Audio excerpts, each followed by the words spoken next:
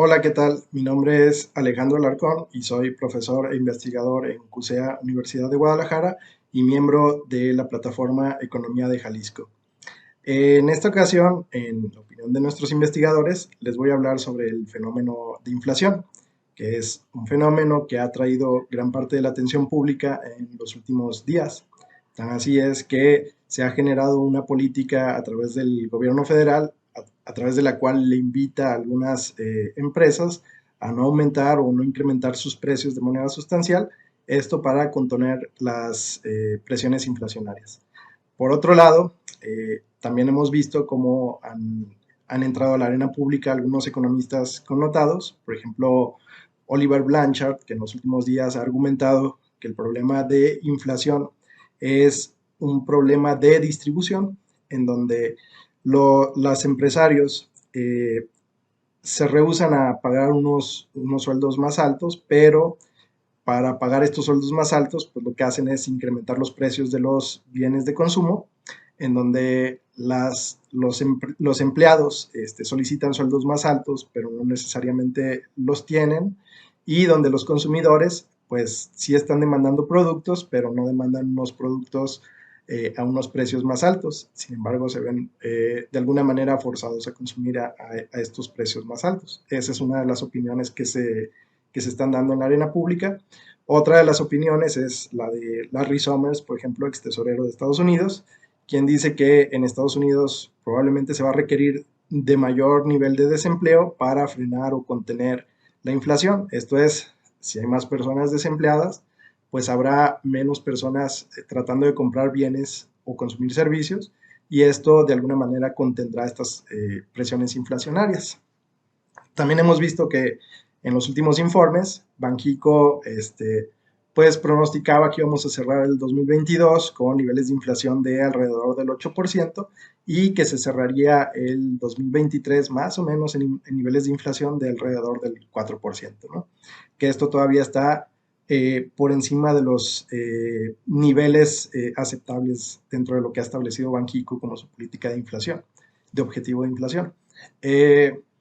Nosotros lo que estamos viendo en Jalisco es que los niveles de inflación son no considerablemente, pero sí mayores a lo que son en el promedio nacional. Por ejemplo, vimos que Jalisco cerró más o menos a niveles de inflación del 9% en 2022 y que todavía para el primer trimestre del 2023 se pronostica unos niveles de inflación de alrededor del 8%. Esto es una disminución, pero no tan significativa.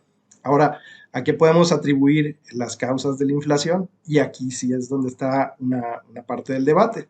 Muchos economistas actualmente utilizan un concepto en donde la inflación se define como el alza generalizada de precios y por niveles de tiempo sostenidos, en donde estamos hablando de que hay una temporalidad y de que hay un conjunto de bienes que incrementan sus precios de manera generalizada.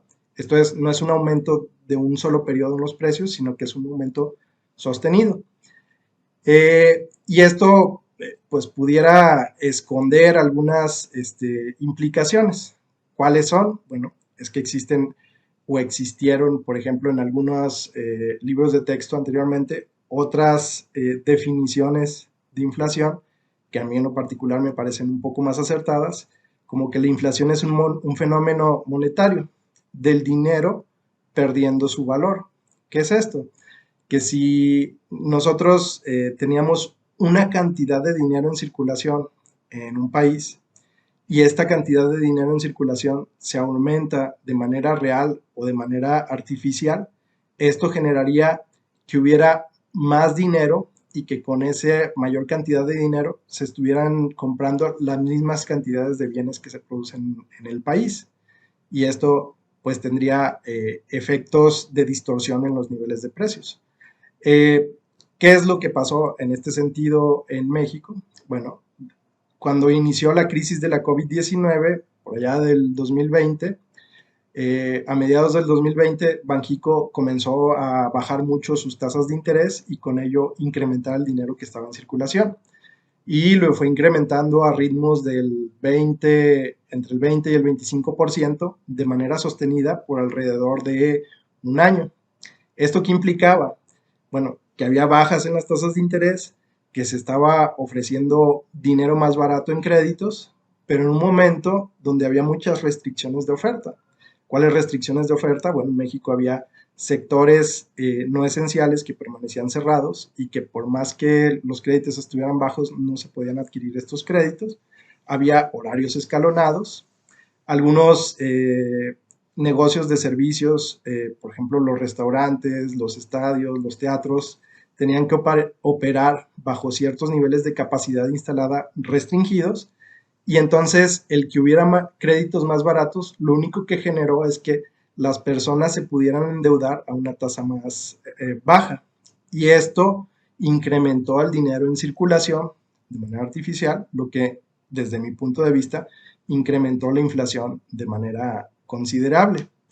Ahora lo que estamos viendo es una política del Banco Central de México en donde se tratan de aumentar mucho las tasas de interés de referencia. ¿Esto para qué? Para incrementar el costo del dinero a través del tiempo y que con esto se disminuya la cantidad de dinero en circulación. Sin embargo, observamos que hay personas que están en otros lugares, por ejemplo en Estados Unidos, enviando remesas a México y esto sigue generando en algunas zonas específicas del país problemas en donde todavía sigue incrementándose este efectivo, a pesar de que se han incrementado mucho las tasas, y que esto no logre contener del todo la inflación. Por eso vemos unas caídas en la inflación que no se ven pues del todo abruptas, ¿no? Parece que llegamos a un pico de inflación y parece que ese pico va disminuyendo. En mi opinión, todavía hace falta una cantidad de tiempo considerable, alrededor de un año más o menos, para que los niveles de dinero que está en circulación disminuyan hasta sus niveles previos a la pandemia y que con esto se dejen de distorsionar los niveles de precios, generando estas presiones inflacionarias. Hasta aquí, en la opinión de nuestros investigadores, esta sería mi opinión particular de una consecuencia de los aumentos en la base monetaria y los efectos que han causado sobre la inflación que estamos viendo actualmente. Muchas gracias.